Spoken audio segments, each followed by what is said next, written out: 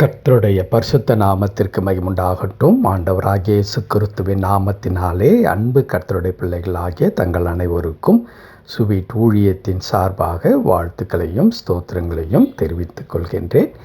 திவ்ய வாசனாகிய யோவானுக்கு வெளிப்படுத்தின விசேஷம் 21ஆம் அதிகாரம் 4வது வசனம். வெளிப்படுத்தின விசேஷம் 21ஆம் அதிகாரம் வசனம் 4. அவர்களுடைய கண்ணீர் யாவையும் தேவன் துடைப்பார். இனி மரணமும் இல்லை, துக்கமும் இல்லை, அலறுதலும் இல்லை, வருத்தமும் இல்லை, முந்தினவைகள் ஒழிந்து போயின என்று விளம்பினது. அவர்களுடைய கண்ணீர் யாவையும் தேவன் துடைப்பார். என் அன்பு கடவுளுடைய பிள்ளைகளே, ஒருவேளை இந்த வார்த்தையை நாம் வெளிப்படுத்தின விசேஷத்தில் வாசிக்கிறபடினால் இது வரப்போகிற காலங்களை குறித்ததான ஒரு வார்த்தை. பரலோகத்தில் இது நிகழப்போகின்றது என்ற எண்ணம் நமக்கு இருக்கக்கூடாது. காரணம் என்ன?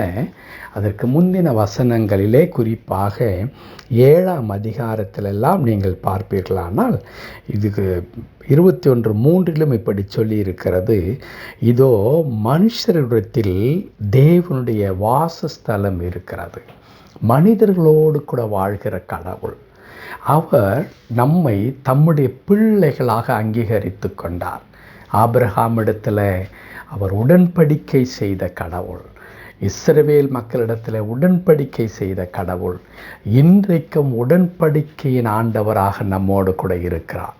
அவர் நம்மோடு ஏற்படுத்தி கொண்ட உடன்படிக்கையில் அவர் உண்மை உள்ளவராக இருந்து எல்லா சூழ்நிலையிலும் நம் கூடவே இருக்கின்ற ஒரு அற்புதமான ஆண்டவரை நாம் தொழுது சேவித்து கொண்டிருக்கின்றோம். அன்பு கடவுளுடைய பிள்ளைகளே, அந்த ஆண்டவர் நம்முடைய வாழ்க்கையில் செய்கின்ற காரியம் என்ன?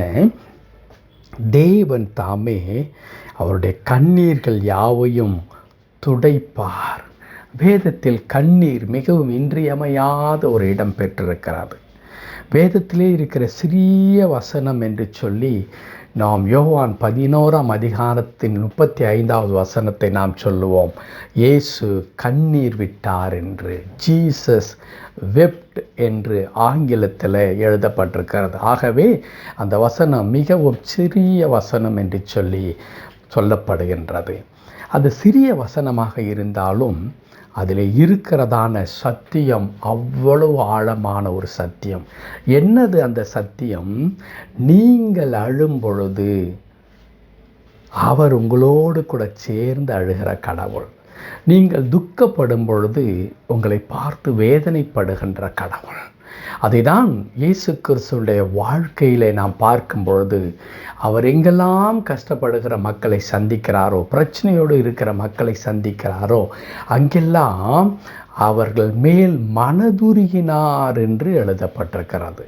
இந்த மனதுருக்கத்தின் அடையாளம்தான் அவர் அங்கே மார்த்தாள் மரியாள் தன் சகோதரனை இழந்து தத்தளித்து கொண்டிருக்கும் பொழுது அவர்களை பார்த்து ஆண்டவர் கண்ணீர் விட்டார் என்று எழுதியிருக்கிறது. என் அன்பு கடவுளுடைய பிள்ளைகளே, கண்ணீர் விடுதல் ஆண்டவரால் இயலாததை வெளிப்படுத்துகிறது அல்ல. நம்முடைய துக்கம் அவருடைய துக்கமாக பார்க்கிற கடவுள். நம்முடைய வேதனைகளை புரிந்து கொள்ளுகிற கடவுள். நம்முடைய பிரச்சனைகளில் அவர் நிச்சயமாக நமக்கு துணை நின்று நமக்கு உதவி செய்ய வேண்டும் என்ற கடவுளாக இருக்கிறார். அதை தான் இங்கே யோவானுக்கு வெளிப்படுத்தும் பொழுது அற்புதமாக எழுதப்பட்டிருக்கிறது. அவருடைய கண்ணீர்கள் யாவையும் தேவன் துடைப்பார். இனி மரணம் இல்லை, துக்கம் இல்லை, அலறுதலும் இல்லை, வருத்தமும் இல்லை, முந்தினவைகள் ஒழிந்து போயின. முந்தினவைகளெல்லாம் ஒழிந்து போய்விட்டது.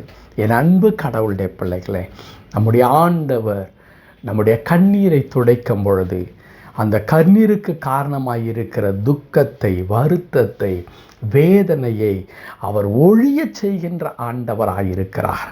வெறுமனே ஏதோ நம்முடைய கண்களிலிருந்து வடிகின்ற அந்த கண்ணீரை துடைப்பதில்லை. கண்ணீர் துடைக்கப்படுதல் என்பதற்கான அர்த்தம் என்ன?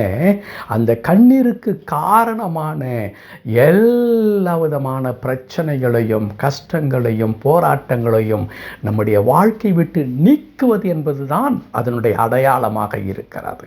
திரும்பவும் நான் சொல்லுகிறேன், இது வெளிப்படுத்துகிற விசேஷத்தில் எழுதப்பட்டிருக்கிறபடினால் இது ஒரு வரப்போகிற உலகத்தை குறித்ததான வார்த்தை அல்ல. இன்றைக்கும் கடவுள் அதை செய்து கொண்டிருக்கின்றார். இன்றைக்கும் ஒவ்வொருடைய வாழ்க்கையிலும் கர்த்தர் அதை நிறைவேற்றி கொண்டே இருக்கின்றார். இன்றைக்கு நம்மை பார்த்து சொல்லுகிறார். ஒருவேளை அழுது கொண்டிருக்கிற உங்களை பார்த்து சொல்லுகிறார்.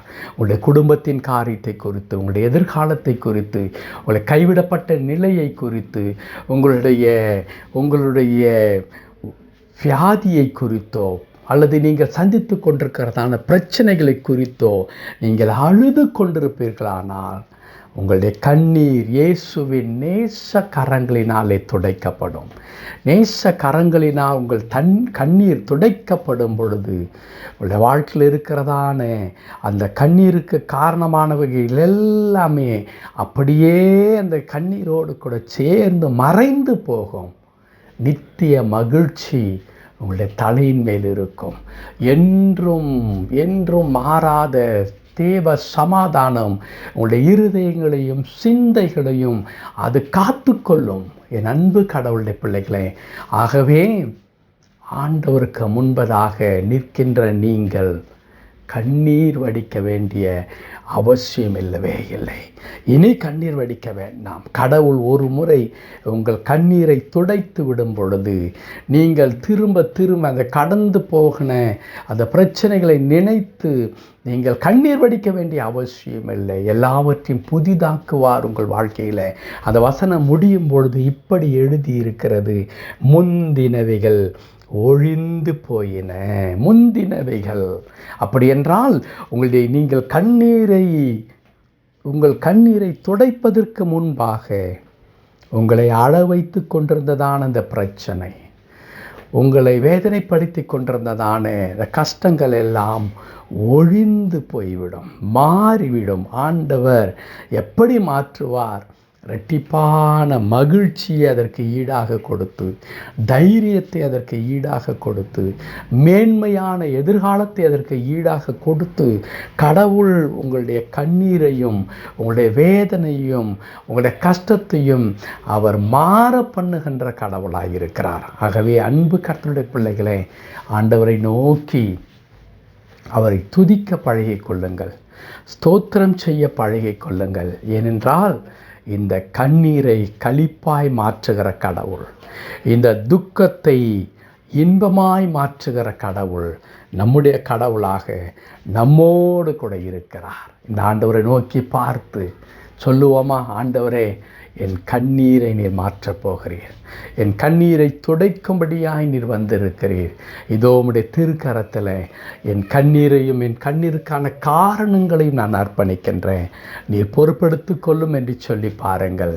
உங்கள் கண்ணீர்கள் துடைக்கப்படுவதையும் கண்ணீருக்கான காரணமாகிய அந்த எல்லா பிரச்சனைகள் மாறி உங்களுடைய குடும்பம் சந்தோஷமான ஒரு குடும்பமாக, மகிழ்ச்சியான ஒரு வாழ்க்கையாக உங்களுக்கு மாறுவதை நிச்சயமாய் நீங்கள் பார்க்க முடியும். கர்த்தர் தாமே அவருடைய வார்த்தையின்படியே உங்கள் கண்ணீரையெல்லாம் துடைத்து மகிழ்ச்சியும் சந்தோஷமான அழகான ஒரு வாழ்க்கையை தொடர்ந்து உங்களுக்கு கட்டளிடுவாராக. ஆமேன், ஆமேன்.